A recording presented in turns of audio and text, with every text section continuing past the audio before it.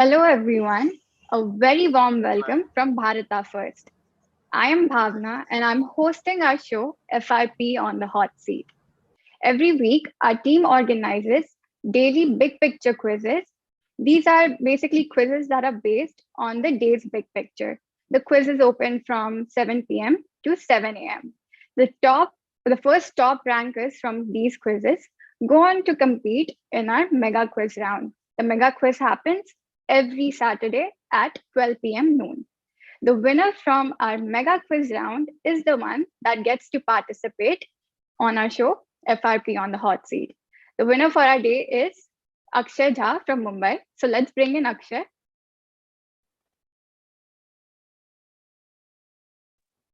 Hello, Akshay. Yeah. Hi, Bhavna. Thanks for the introduction. Hi, Akshay. Please tell our audience something about yourself. Okay, so namaste everyone, and a very warm good evening to all of you. So I will just introduce myself in brief. So I'm Akshay Jha, and I'm originally from Madhubani, Bihar, and I'm staying in Mumbai for my work purposes. And I'm currently working as a banker with Reserve Bank of India, and I'm an engineer by profession. And I have a keen interest in international relations and economics. And I'm a big fan of FRP sir, right from his RSTV days. Thank you. Thank you, Akshay, for a lovely introduction. Also, congratulations on winning the mega quiz round. Thanks a To lot. begin our show, there are no rules as such. You can ask whatever questions you have to Frank Pereira. So let's begin the show and let's welcome Mr. Frank Pereira. Thank you for that introduction. Thank you, Akshay, and thank you for showing your love and support and everything else. You said you've been following me for a while now, so thank you, Bhavna, for that introduction as well. So, Akshay, welcome to Thank you, Bharata sir. First for a second time. है ना? The first time you participated in the quiz. Congratulations for winning and congratulations for doing well. Congratulations for following Bharata First as well. It's really nice to meet you. I'm really happy to be here with you, sharing the same screen. And I'm glad that someone from the RBI is here. It's wonderful. It's good. It's good to know that someone who's working is following what's happening in around them, and that's how it should be. And once you get in somewhere, it doesn't mean that you forget everything else that's happening around you. So very, very good. It's good, and I'm glad that you're here. And I really wish you all the very best as well for your future endeavors and for whatever it is that you do. We are going through a tough phase from an economic point of view, but I'm sure we'll bounce back, and the RBI's predictions are all good. So I'm hopeful that something positive will happen in the near future, and I'm hopeful that that youngsters like you will contribute and will ensure that we are on the right path of recovery as far as the economy is concerned as well. We are not here to talk about you. You're here to take questions from you today. But unfortunately, what happens is it's a habit that dies very hard. It's something that I've been doing for so long now that I tend to forget. I'll keep quiet, and now I'll let you take over. Please go ahead. Go ahead, Akshay. Thank you, sir. The privilege is all mine. So, first of all, it's a great honor for me to be talking to you directly here. And so, without further ado, we will start this. So, I have a lot of interest in international relations, so I will start from there. So, my first question is, like, traditionally we have seen India's foreign policy being guided or dictated on the lines of non-alignment and advocacy for a multipolar world, right? But given the events of the last few years, especially in the recent past, it does seem that the world is moving towards a phase. I will not say it will be in the near future, but it is definitely going towards a direction where we may have some blocks or distinct blocks, and it may not be possible for us, unlike the past, to stay neutral like we used to in the past. So, how do you see that development going forward, and what is your take on that? Like, how our foreign policy should adjust to that? Like, should we be flexible enough, or will we have to take a decisive direction and say that okay, we are going to go with that no matter what? Interesting question. So there has been a lot has happened, over the last 7 years or so, as far as India's foreign policy is concerned. Like you rightly mentioned, we did follow the path of non-alignment.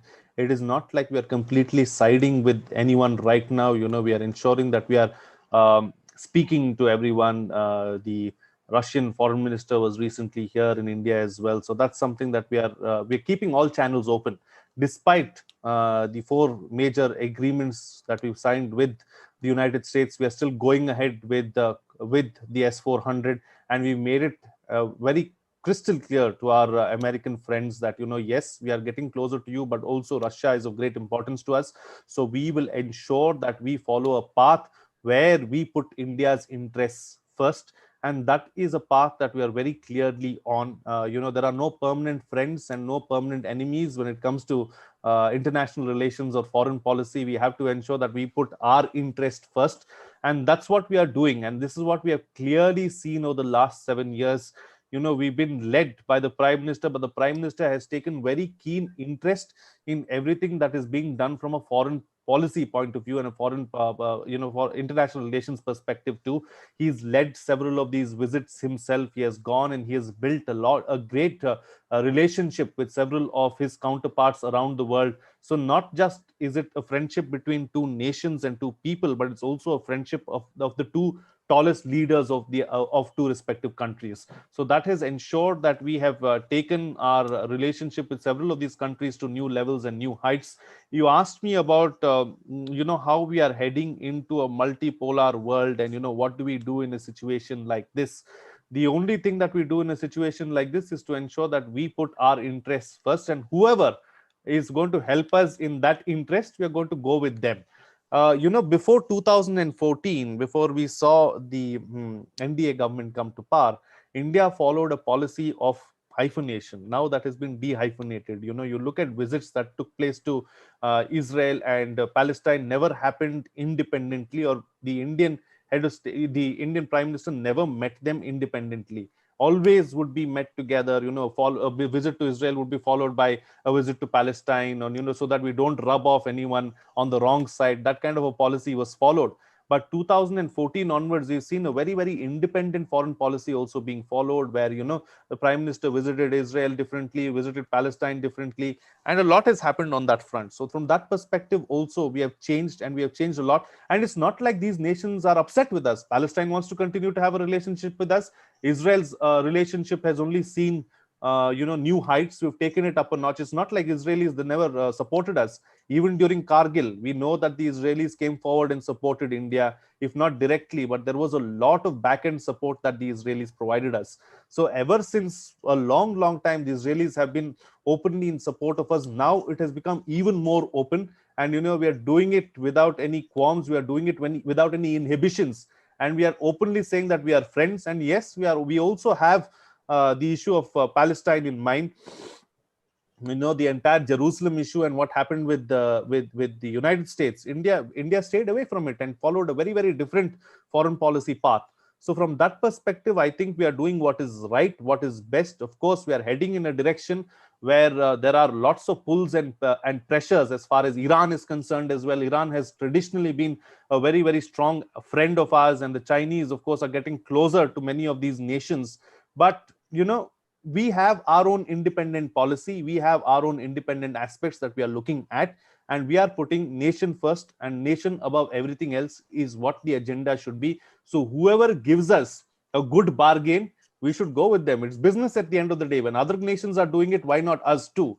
And in that perspective, I would like to say that France has emerged as this new power which has come out in complete support of India. Unfortunately, the media is not reporting too much about what's happening with France, but France probably is the only strategic partner that we have where we have no issues at all. You look at America, we have this H1B, we have lots of major issues, this S400 and so many other issues. You look at Russia, we have our problems. With Europe, with the rest of EU, we have our problems. But somehow with France, there is no issue at all. Saint-Gobain, India is the biggest market as far as Saint-Gobain is concerned, even bigger than China, even though the manufacturing hub or the infrastructure is leaps and bounds more than what it is in India as far as China is concerned.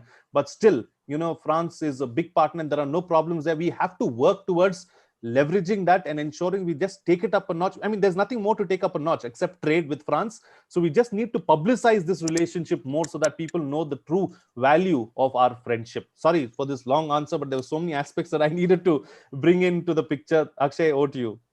So maybe that is also a model, the Indo-French relationship, that can going forward be an example for us as well, to follow in respect of our diplomatic relations with other countries, right? Absolutely. We just have to publicize it a little more. Indeed. Language is the only barrier, because the French are averse to English, and this is a long-standing rivalry that they have with the English, just like we have with Pakistan. So, and if our rivalry with Pakistan is 70 years, theirs is 700 years old. Hundreds of years. Yeah. Right. So it becomes a little more challenging. So you can imagine where they come from, but language continues to be a problem. But maybe we can bridge that divide at some point in time through soft skills and through tourism. Tourism can also be a big factor. Yeah, go ahead, Akshay. Okay, thank you, sir. Speaking of India and its international relations, China is always around the corner and we cannot ignore it, right? So I just wanted to touch upon that a bit. Like we are saying that we are often dubbed as a soft power capital of the world. And through those, our initiatives, be it in the field of vaccine diplomacy or space initiatives in the SAARC region, and even our efforts in the peacekeeping operations, we have been able to generate a lot of goodwill and trust among especially the smaller countries around us, as well as in continents like Africa and all. But of late, we are seeing that China, through its might of its economic muscle, as well as its connectivity and other things that it propagates, has been able to encroach into that space that we have with these countries. And we are continuously seeing that these small countries are kind of, I will not say they have inclining towards it, but there's a perceptible shift towards that. So what I wanted to know from you is how, since soft power is our strength, how do we use that to counter China's unabashed display of its hard power and trying to entice or attract these countries which are at really good terms with us? See, you're right. You're absolutely right. We can't ignore China geographically. Whether we like it or not, we can't shift where we are at. So this is a reality that we have to live with. We'll always have Pakistan on one side, we'll have China on the other side, and that's something that we can't change. We have to learn to live with both these people here. One is, of course, a thorn in the flesh. The other one is a major challenge. Yes. Right? So we have to sort this out. We have to deal with it. Of course, we are not where China is at right now. But once upon a time, not too long ago, we were on par with each other. The Chinese have taken a bullet train from then on. We are still on our bullock cart, right? So this is what we need to change. Now, how do we change that? Clearly, there are some new policies that are being thought about. We are thinking about new ideas, new aspects that we need to do. So we are looking at, trying to ensure that the laws, ease of doing business and other laws are, little more in place, so that more people can come to India a little freer, so that they can actually come to India and start doing some business. That, even though businesses wanted to move out of China, they didn't come to India after the supply chains were disrupted. They went to Vietnam and they went to several of our other Southeast Asian countries. It is because that, when you have policies like what the Haryana government recently did, when they say that you will have 75% reservation in private jobs, why will any company want to come here? Microsoft has openly already said, even though Gurgaon is such a major IT hub, Microsoft has already decided and has said that they probably will be moving to Noida very soon, because they don't want to have this kind of a problem and don't want to deal with something like this. So these are some things that need to change, despite the central government coming out clearly and saying that we are one nation, this is how we are, we have to be integrated, we have to put up an integrated stand and take that kind of an aspect forward. Despite that, you have state governments doing something like this. So it becomes very, very challenging for the central government as well. So these are some policies that we need to change. Labor reforms is something that we really need to bring. The only way that we can take on China is if we too can come to par with China from an economic point of view. If we get our economy on track, if we get that in place, there is no power in the world that can come in our way or stop us. Soft power has been used. Soft power has been used in Afghanistan as well, and it has worked in our favor. It's a different thing that we do not want to get directly involved and intervene there, but we have a massive goodwill as far as the people of Afghanistan is concerned, and that is something that will work in our favor, even if the Taliban comes to power at some point in time, right? And as far as China is concerned, our neighbors and the entire world are now slowly becoming aware of China's tactics, coercive tactics, honey trapping tactics. Everything that they do is being noted by the rest of the world, and they are getting a little wary of China. And China is being kept at an arm's distance. The Supreme Court of Sri Lanka now on Monday is going to decide on a petition that has been filed there about how a port will be given to the Chinese completely in Colombo. And that is something that they are very, very concerned and worried about. So Sri Lanka, we thought when the Rajapakshes would come to power that Sri Lanka would be completely anti-India, but that has not happened as well. Maldives has changed completely. Nepal, despite what happened as recently as a few months ago, there is still a churn in Nepal now, and the left parties in Nepal are resisting Chinese influence in Nepal as well. In Bangladesh, so is the case. In Myanmar also, of course, the Chinese are doing all they can to try and make inroads. They have politicians in their pockets. They have others in their pockets. They're doing everything that they possibly can. But governments and leaders around the world and in our neighborhood especially are really concerned about what China can possibly do and are starting to keep that arm's length from China. It is only their money power that is helping them right now. But in the long run, I have a feeling that the Chinese model will not work. So it's good for us, but it doesn't mean that we sleep over it. We also better get our act together and pull up our socks. Indeed. So we have to be on our toes as well to utilize any opportunity that may come. Absolutely. Right? Absolutely. Okay. So now from the international arena, I will like to come back home where it is close to heart. So, sir, we often talk about our demographic dividend, right? And how it could prove to be a major asset for us in the next 2-3 decades, especially with the population of the developed countries like Japan, America, say for that, aging. And we will have, there are a lot of projections that we will have the largest number of youth in the world.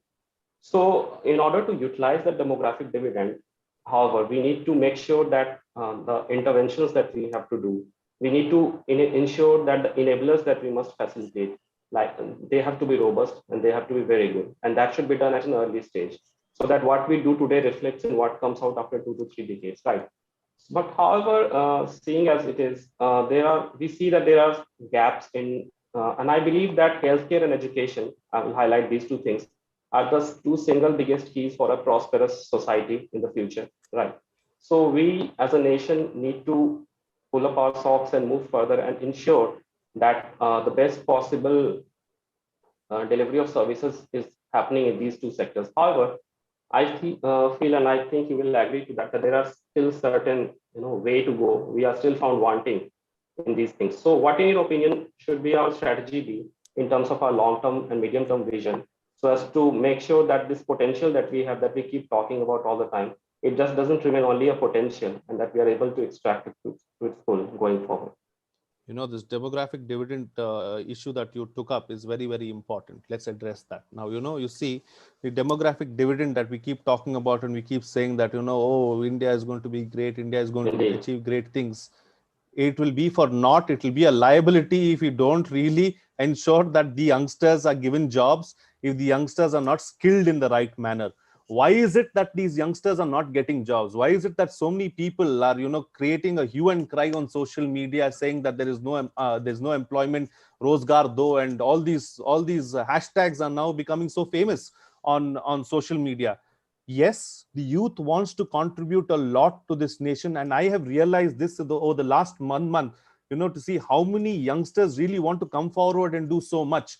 When the youngsters are not given an opportunity to actually showcase their talent and to showcase what they have inside, there is a lot of are you a science student by any chance? Yes.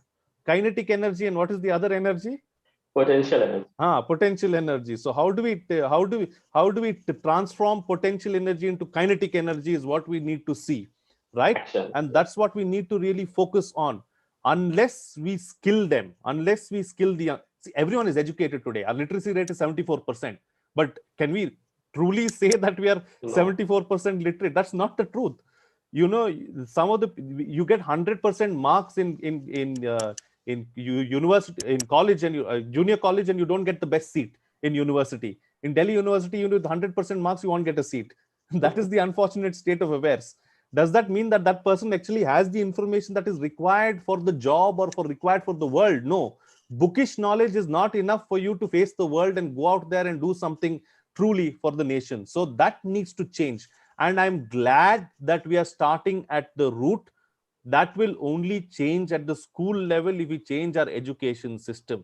Unfortunately, we are today following a borrowed education system, which was put in place by the Britishers, 100 years ago. that is something that is not relevant today. That is something that needs to change. I'm not saying that we should look for saffronization of our education system, but we need to have a better education system so that the people are job ready and they can face the market. If we give them the jobs, there is nothing that can stop us. Yes, Akshay, go on. So so healthcare and education. Education, yes. Let me take up this. I've already spoken about education. New education policy is the way to go. If on paper it looks great, you know, it's how we implement it remains to be seen. If it is I think implemented well, yeah. when it comes to potential, I feel we are unbeatable in the world, but it is the implementation part where we are found lacking. And that's where these Chinese and others have really stolen a march, so as to say, in front of us. We can't do what the Chinese do because we are a democracy. The Chinese aren't. that is the line that we can't take at all. But yeah, we should do something about it. We should start better implementation of all our projects and our schemes, not just here in India, around the world as well. The biggest problem everywhere in the world is our schemes are not implemented on time. And as far as healthcare is concerned, I think that's a big challenge for us. You know, at the we are saying it right. Yeah, at the infrastructure level, it's poor. At the number of doctors that we have, it's at every level, it's poor. And I'm sorry to say that we haven't learned over the last 1 year from our mistakes. I thought that the COVID pandemic, when it broke out, we might have learned from then and we would be better prepared today. Unfortunately, we aren't, and healthcare continues to be our Achilles heel. We have to address it. Ayushman Bharat is great, it's good, but also again, implementation, we have to go into the details of that.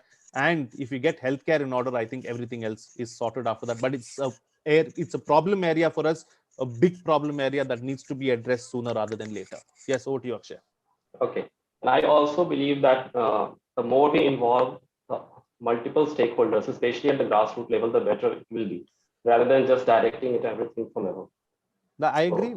Yes. Dialogue and consensus has been another issue that people have been raising of late. Yes. Maybe that's a discussion for another time. But you know, yeah, I completely agree with you. Okay. So on the last note, so since we are on Bharata First and we are talking about Bharata and its culture and traditions and putting it above everything. So I'll speak this from my personal experience. And while it may not be the same for everyone, or everyone may not have experienced this, but I do feel that going forward, our new generation is not exactly in tune. The young kids, those who are growing up, like they are not in tune with our cultural ethos and everything. Like I come from Madhubani, right? And we have Mithila painting from there, which is very famous, and we have Mathli language. But it disheartens me a lot when I see that the young kids now are no longer willing to speak in that Mathli language. They're not willing to look into our history and our heritage and all that. So what happens is the mother tongue, I believe, is something that connects us directly to our roots, our culture. And we also have, like I was reading that in Northeast, especially, there are so many languages that are on the verge of extinction because then now there is no one to speak that. The young generation is not ready to listen to that, not willing to learn it. So those who are speaking, once they go, it will be extinct and it will be a huge loss for us. So what I wanted to know from you is going forward, how are we going to take the steps, or what should we be doing in order to ensure that our culture and traditions, these values, are inculcated in our young children and kids at a very early age, and what role everyone, especially the parents, they can play so that our Bharata continues to flourish in the future. First thing that we need to do is we need to stop feeling bad about not knowing English. When the Chinese can speak Mandarin wherever they go all around the world and continue to be world beaters, why can't Indians speak a common language and be world beaters? But the problem there is there will not be consensus on getting one particular language. So if you ask me, what should that one language be? Should it be Hindi? No, it should not be Hindi. Tamil is an older language, though I'm not a Tamilian. Tamil is an older language. So why not Tamil? That will immediately start. And we all know the language and identity politics of Tamil Nadu. That is another debate to be had on another day. So that will never change there. I earnestly believe that Sanskrit can be that good language that can bind us, that will be exclusively ours, and which has so much of history and culture attached to it just by the nature of it. Right? So probably Sanskrit could be that one language that we can imbibe in everyone, apart from ensuring and giving some kind of an impetus or an advantage for those who speak in their mother tongue. There are lakhs of students who prepare for UPSC exams and all of this. Why not give someone who takes up a language like Tulu or Maithili or Konkani a little bit of extra marks just because they are taking that language. Not just for UPSC, for any examination. So, even the students and the aspirants are very, very clever. Even though they are children of bureaucrats who are doing very, very well, they will still provide a certificate. Why does that person need to provide a certificate? So you incentivize this rather than giving reservation like that. You incentivize it in such a way that, okay, for language or for culture, you will give some extra points. Then you see automatically people will start going towards that and automatically taking it. Right. So that is one. I mean, I'm just thinking out of the box. I don't have a strategy or I don't have an idea for it. I'm just suggesting that this could be one way. Another way is we can ensure that from a very, very young age itself, we empower the children and the parents, and you have some kind of an education, not an education, an information system, a system in place where we tell them that there is nothing wrong in learning the mother tongue and you do not necessarily have to aspire to learn English. We can survive with what we have right now. We are getting into a phase when all this is going to be very, very important. And because India in itself is such a huge market that at some point in time, we may not need English or any of the other markets at all. The Chinese are doing very well on that front also. So this is something that we can possibly do and we should probably take forward. Apart from that, as far as reviving our culture is concerned, I think this generation, I don't know how old you are, Akshay, but this generation, this present generation, which is in the age group of say 18 to 30, right, is far more conscious about where we come from, far more conscious about our history and our culture. And I say this with conviction because I have spoken to so many youngs. I don't know whether I'm lucky because of the name Bharata First that they're coming, those kind of people are coming to me and speaking about it or not. But by and large, I've seen that the youngsters today are far more rooted to their roots and far more connected to their age, to their past. My generation was a very different generation. They were more concerned about, oh, am I speaking English properly? Oh, maybe I should go abroad. Bharat में कुछ नहीं है, यहाँ रह के क्या कर लेंगे, यहाँ पे तो कुछ होगा ही नहीं, चलिए बाहर चलते हैं. The whole idea was, okay, let me go abroad, let me go to the US, let me go to Canada. Now what is happening is the reverse is happening. People are actually going to the US and are coming back. I know many people who have done that as well. So I feel that this generation is now slowly changing, and we'll see in the next 20 to 30 years, we'll see a lot of difference. Akshay, that's how I look at it. Without giving it too much thought, it is from the top of my tongue. Interesting points, well taken. And I hope really that the generation that you talked about, we have a lot of responsibility in not only promoting our culture, but also passing forward the same values, and so that our new generation can also, take that and carry it forward, carry that torch forward. I hope I'm that middleman, that person from between who can actually facilitate this. Yes, you can. You should surely be, and you can guide us in that journey. I hope I'm that middleman who can be the means of ensuring that we achieve this, because the idea of Bharata First is very clear: inform, educate, and empower. The problem is Bharatiyas have not been empowered over the years. We were once an empowered people, an empowered race. We need to remember that, and if we are truly empowered in the true spirit of it, we will be unbeatable. No one can match us. No one can even come close to us. Thank you so much, Akshay. Thank you, sir. Thanks a lot. Thank you, Akshay, for being on our show and asking all the questions that you did. I'm sure our audience has a lot to take away from this interesting conversation. Also, thank you to Frank, sir, for being on our show again and for your valuable time. To anyone that wants to be on our show, you can participate on our big picture quizzes. All the details of the quiz will be in our social media handles. Also, if you like what we do here at Bharata First and you like our content, then you can contribute to Bharata First using the UPI ID that we have in our description box below.